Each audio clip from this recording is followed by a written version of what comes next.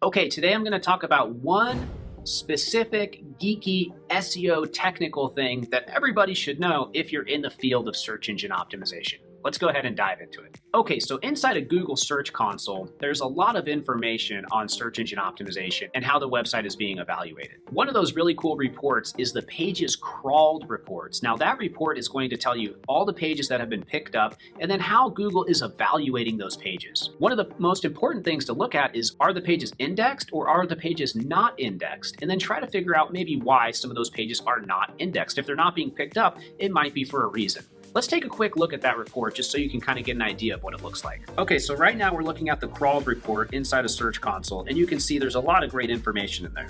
So recently, people have noticed that Google Search Console is showing some of the pages as crawled, but they're not indexed, and people are trying to figure out why is that happening. So according to Google, here's what's going on. The index coverage report data gets updated at a slower rate than URL inspection. So the URL inspection results are more recent and therefore more accurate. And Google also said that data in the index coverage report should reflect accurate info within a few days. So basically, there's a little bit of a lag time that's going on there. I think that's really important so that you don't start worrying about things not being indexed when maybe they actually are. A quick thing you can do if you're worried about a URL, you can do a spot check and do a search for that URL inside of Google, or you can search for the title of that page and see if that URL pops up. Regardless, the most important thing to take away is make sure you're using this report. Make sure you understand how Google is evaluating your site. What pages Google's crawling, deciding to include, not deciding to include. This report can be so powerful with understanding site structure